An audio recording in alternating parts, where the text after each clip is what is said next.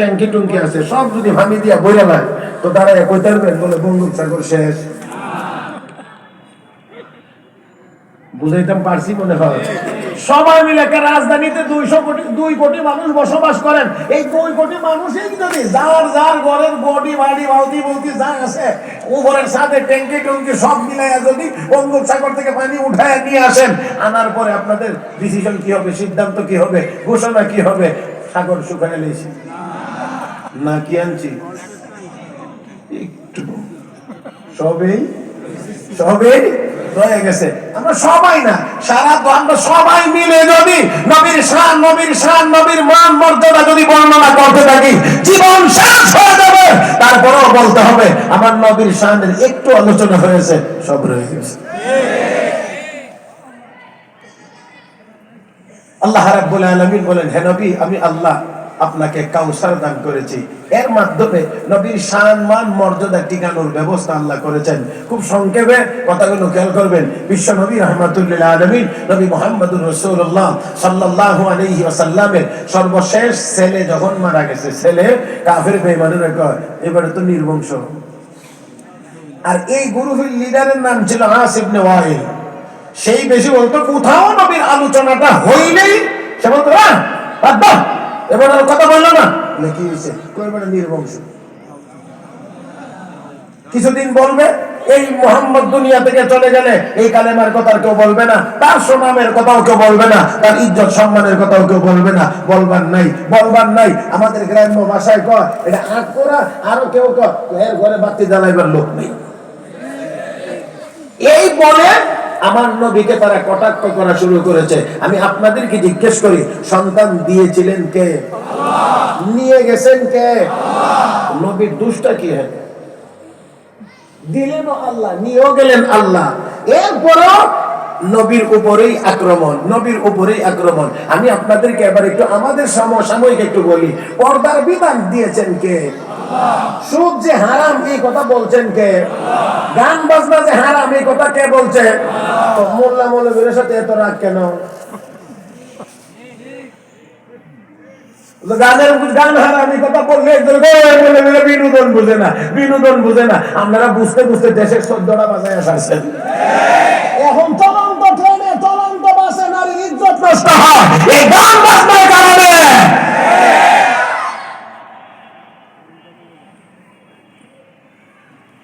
বেজার হলেন না, আমি ছোট মানুষ, কিছু কথা আপনাদের খেদমতে বলবো। কলিজা কাফে এত আলেম ওলামা দেখলে এমনি কথা বোঝেন না। তারপরে হুজুরের দোয়া যদি থাকে কিছু বলা সম্ভব, কারণ হিমালয় পর্বতের নিচে দাঁড়ায় থাকলে যেমন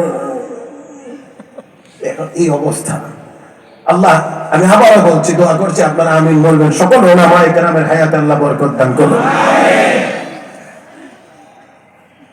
এবারে বন্ধ করিস না রে, তোর বুটের আওয়াজে আমারও মন চাইতেছে খাইতে।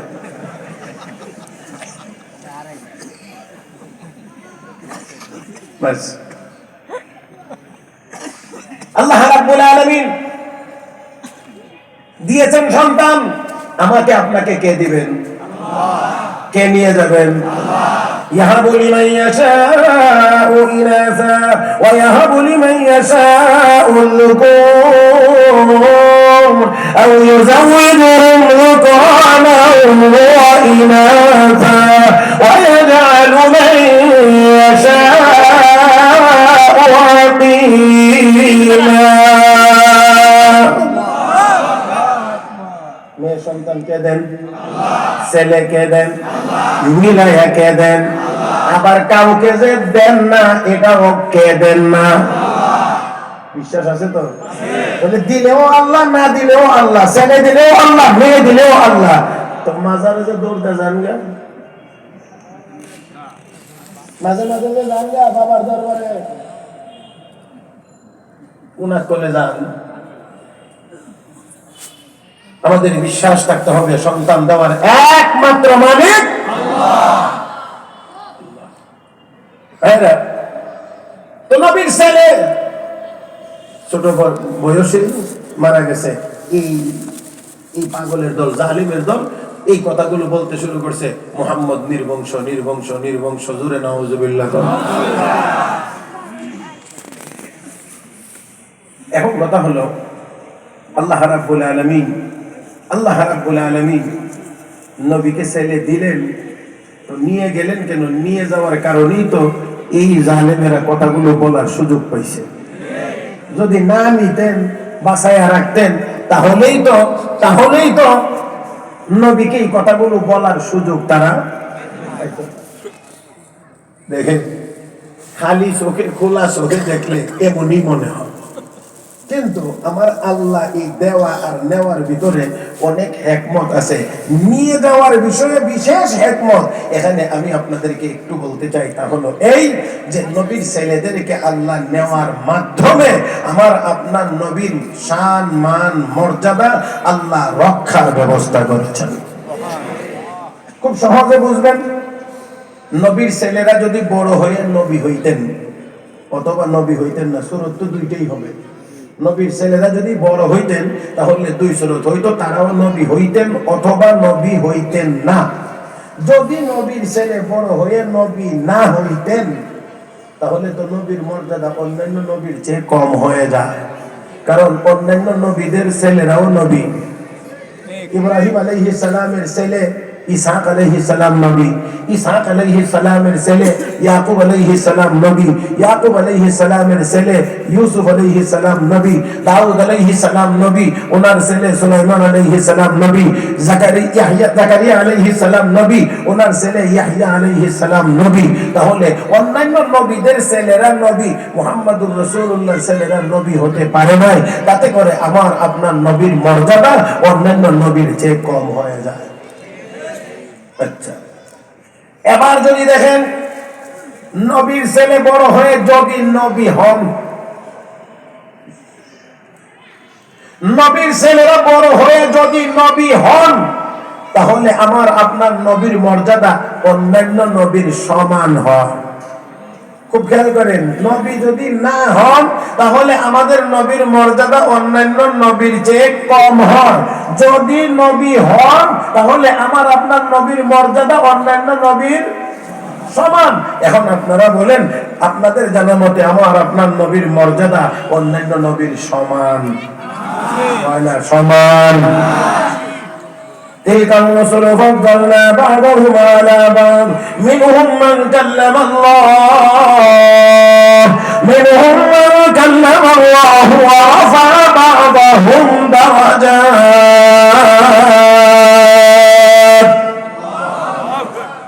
ওই রাসূলগণ, ওই নবীগণ, কারো উপরে কাউকে আমি আল্লাহ প্রাধান্য দিয়েছি, কারো সাথে আল্লাহ কথা বলেছেন, আবার কারো মর্যাদা অনেক উপরে উঠাইয়া দিয়েছেন।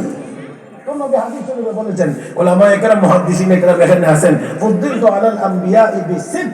আল্লাহ রাসূল বলেন, আমাকে আল্লাহ এমন 6টা জিনিস দিয়ে আমার শ্রেষ্ঠত্ব দান করেছেন, যেই 6টা জিনিস অন্য কাউকে দেয় নাই। অন্য হাদিসে 5টার কথা বলা হয়েছে, 5টা, আর হাদিসে 6টা। 5টার মধ্যে রাসূল বলেন, আমাকে এমন 5টা জিনিস দেওয়া হয়েছে যেই 5টা জিনিস আর কোন নবীকে দেওয়া হয় নাই। এর মধ্যে উভয় হাদিসের ভিতরে একটা কথা আছে, সেই কথাটা হলো ওয়াখতিমা বিয়ান নাবিয়্যুন। নবী কয়, আমাকে দিয়ে আল্লাহ নবুয়তের ধারাবাহিকতা সমাপ্ত করেছেন। তার মানে আমি শেষ নবী, আমার পরে আর কোন নবী আসবে না। ওয়াখতিমা বিয়ান নাবিয়্যুন, আল্লাহ নবী বলেন, আমাকে দিয়ে আল্লাহ নবুয়তের সিলসিলার ধারাবাহিকতা সমাপ্ত করেছেন, শেষ করেছেন। ও মুসলমান, এই জন্য আমার নবী সর্বশেষ নবী, আর সর্বশেষ হওয়ার কারণে তিনি সর্বশ্রেষ্ঠ নবী। মা কানা মুহাম্মাদুন আবা আহাদিন মিন রিজালিকুম ওয়ালাকিন রাসূলুল্লাহি ওয়া খাতামান নাবিয়্যিন। আরেকটু জোরে গান। আল্লাহ রাব্বুল আলামিন বলেন, মুহাম্মদ সাল্লাল্লাহু আলাইহি ওয়াসাল্লাম তোমাদের মধ্যে কারো কোনো প্রাপ্তবয়স্ক পুরুষের পিতা নন, ওয়ালাকিন রাসূলুল্লাহ, তিনি আল্লাহর রাসূল ওয়া খাতামুন নবিয়্যিন, এবং তিনি শেষ নবী। আওয়াজ করে জবাব দিবেন, শেষ নবী কে বলেছেন? জবান এখনো সবাই খুলেন নাই। কে বলেছেন আমাদের নবী শেষ নবী? কে বলেছেন? তো যদি আল্লাহ বলে থাকেন আল্লাহর কথার উপরে আর কারো কথা হতে পারে না, আল্লাহর কথার উপরে আর কারো কথা চলতে পারে না, তাহলে গোলাম মোহাম্মদ কাদিয়ানী নবীও হতে পারে না। আরো আসতে আমার ভাইরা, গোলাম মোহাম্মদ কাদিয়ানী নবীও হতে পারে না। বিশ্বাস করেন আপনারা নবী হতে পারে? নবী হতে পারে? নবী হতে পারে? আমার আপনার নবী শেষ নবী, শেষ নবী। এই জন্য উলামায়ে কেরাম আছেন, ভুল হলে আমি সংশোধন করে নেব। মনে রাখবেন, কিয়ামত পর্যন্ত কেউ যদি বলে আমি নবী, যদি কিয়ামত পর্যন্ত কেউ যদি বলে আমি নবী, যে কেউই হোক, মুসলমানের জন্য তার কাছে দলিল চাওয়ারও অনুমতি নেই। তুমি যে নবী, দলিল কি? এই দলিল কি বলার কোনো সুযোগ নাই। প্রতিক্রিয়া কি হবে আমাদের? আমাদের প্রতিক্রিয়া কি হবে? যে যখন যে কোনো মানুষ কিয়ামত পর্যন্ত কেউ যদি বলে আমি নবী, মুসলমান সাথে সাথে বলবে তুই কাফের। দলিল চাওয়ার অনুমতি নাই। দলিল চাওয়ার অর্থ হলো দলিল দিতে পারলাম না, বললেন দলিল চাওয়ার অর্থ তো এটাই। কথা ঠিক না? আমি বড় করে বলবো না, একটা কথা শুধুমাত্র বলছি। যত নবী রাসূল আল্লাহ দুনিয়াতে প্রেরণ করেছেন, এখানে কথা আসছে এই জন্য একটা কথা শুধু বলছি। হযরত আকরাস মাওলানা মুহাম্মদ ইউসুফ লুধিয়ানবী রাহমাতুল্লাহি আলাইহি তিনি বেশ কয়েকটি গুরুত্বপূর্ণ কথা বলেছেন। এর মধ্যে একটা, সেটা হলো এই সারা দুনিয়ার এই কাদিয়ানী পন্থীরা আজও পর্যন্ত হযরত মাওলানা ইউসুফ লুধিয়ানবী রাহমাতুল্লাহি আলাইহি এই কথার জবাব দিতে পারে নাই, পারবেও না।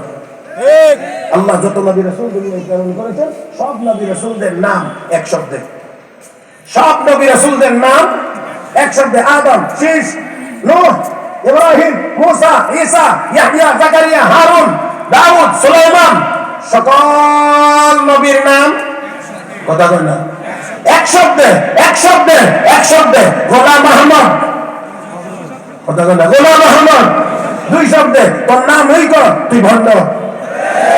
তোর নাম এই বলে তুই নবী হতে পারিস না। ওলামায়ে কেরাম আছেন, জিজ্ঞেস করে জেনে নেবেন। দুই নম্বর আরেকটা কথা বলছি, সেটা হলো এই মুহতারাম হাজিরিন, পয়গম্বর যেখানে ইন্তেকাল করেন, পয়গম্বর যেখানে ইন্তেকাল করেন সেখানেই তাদেরকে দাফন করা হয়। পয়গম্বর যেখানে ইন্তেকাল করেন সেখানেই দাফন করা হয়। আমার আপনার নবী আম্মা আয়েশা সিদ্দিকার হুজরায় ইন্তেকাল করেছেন, এখানেই দাফন হয়েছে।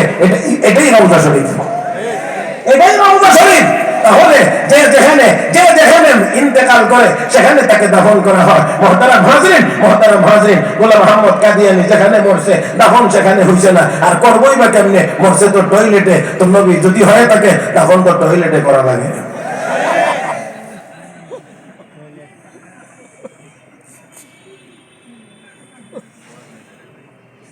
কষ্ট হইতেছে না? কয়েক মিনিট চলবে তো ইনশাআল্লাহ? হ্যাঁ চলবে। আল্লাহ আপনাদেরকে কবুল করুন। তাহলে আসেন, আল্লাহ রাব্বুল আলামিন নবীর ছেলেদেরকে কেন নিয়ে গেছেন? কিছু উদ্দেশ্য ভিতরে আছেন না নাই? এখন যদি বড় হয়, নবী না হইলে আমার আপনার নবীর মর্যাদা অন্যান্য নবীর চাইতে কি হয়ে যায়? কম হয়ে যায়। নবী হইলে সমান হয়, নবী হইলে সমান হয়। তো আমার আপনার নবীর মর্যাদা অন্যান্য নবীর সমান সমান। আমার আপনার নবীর মর্যাদা অনেক অনেক অনেক অনেক অনেক অনেক অনেক অনেক বেশি। এই জন্য আমার আপনার নবীকে শুধু নবী মানলেই মুমিন নয়, শ্রেষ্ঠ নবী মানতে হবে। নবী আমাদের নবী সর্বশ্রেষ্ঠ নবী, এটাও মানতে হবে মুমিন হওয়ার জন্য। আমার বন্ধুগণ, সাথে আরেকটা কথা আপনাদেরকে না বললেই হয় না। অনেক সময় আমরা এই বিভ্রান্তির মধ্যে পড়ে যাই যে নামাজ পড়ে, রোজা রাখি, এটা করি, ওটা করি, তা আমরা কি মুসলমান না? হ্যাঁ, আমিও বলবো আপনি মুসলমান। তবে একটা কথা হলো, এসএসসি পরীক্ষায় 10টা বিষয়ের পরীক্ষা দেওয়া লাগে। কথার কথা বলছি আমি, 10টা। পাস করা লাগে কয়টা? পাস করতে হলে কয়টায় পাস করা লাগে? 10টা। ফেল করার লাগে কয়টায় ফেল করা লাগে? হ্যাঁ, নাম লিখে দাঁড়ায় কোর্টে দাঁড়ায় বলতে পারবেন, হাইকোর্টে রিট করতে পারবেন আমি এক বিষয় বের করছি, 9টায় পাস। আমি কেন পারবেন? কোন অধিকার আপনার আছে? একটা ফেল করলে ফেল। আমার বন্ধুরা, এটা যদি বুঝেন, 10টা সাবজেক্টের পরীক্ষা দিলে পাস করার জন্য 10টাই পাস করা লাগে। একটাই ফেল করলেই ফেল হওয়ার জন্য যথেষ্ট।